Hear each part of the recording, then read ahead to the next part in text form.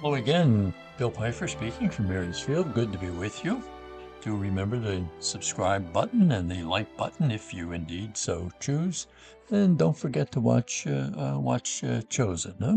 I remind you also that we do have some 60-second podcasts for those who are too busy to be able to spend a little bit more time with us.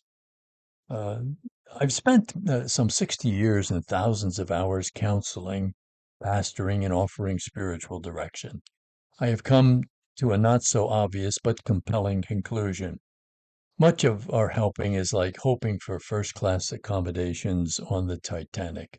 Immediate problems are often fixed, marriage emergencies avoided, personal problems identified and helps, spiritual direction as far as the person wants to go, and so on.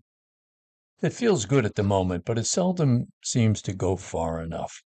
There is a hole in the hull of the ship that is below the water line, not being addressed, and then we are surprised when people complain, drown, or resort to lifeboats. The fact is, most people I've tried to fix still need fixing. The immediate problem was handled, the situation changed, but the core, the cause of the problem, was never touched, and the deep healing needed was never achieved. We all bring so much junk to our adult lives from our childhood. And in our intellect, we forget about it or we can forget about it, but our emotions never do. And we bring them into all of our relationships and they pop up at the most difficult, the unexpected time.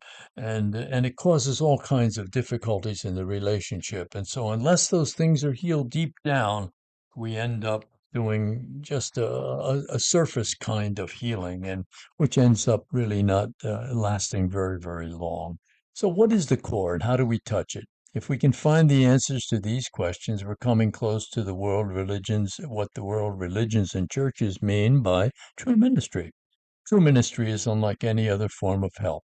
It has many disguises and counterfeits. Boy, that is true.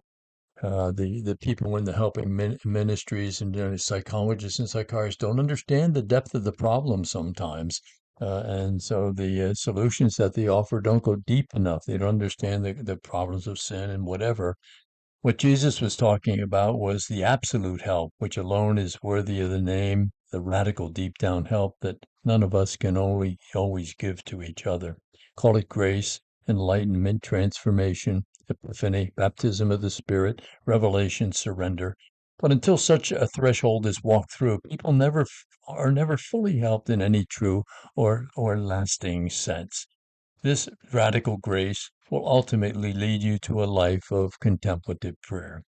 And that is the most important truth in this particular podcast. Centering prayer, contemplative prayer, entered into and deeply practiced over a long period of time, or actually a lifetime, will take care of the deep down problems that we don't always recognize as something that affect our lives in such a serious way. And then probably you've been carrying it around since you're about 6 years old. The false self, if that doesn't get healed, prayer changes things, mainly me.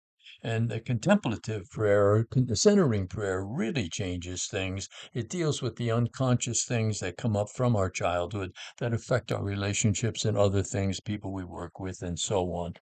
Do check out the podcast that we've done on centering prayer in the longer podcast.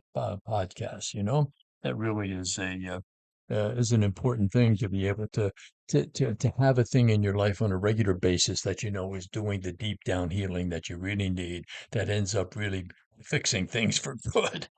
Be the person, you want to become the person who you're called to be. Throw your heart into your life and then jump after it.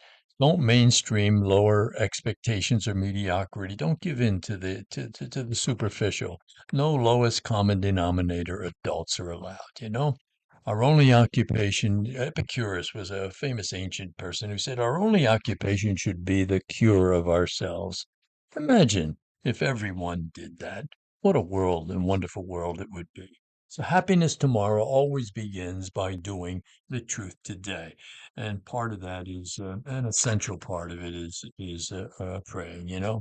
We never should be too busy to enter into the prayer that really does heal us deep down, even in the places where we're not even aware. Somehow the Lord touches those places and lifts up the junk and kind of disappears. And we end up being whole and having that kind of freedom. What a wonderful gift. Good to be with you.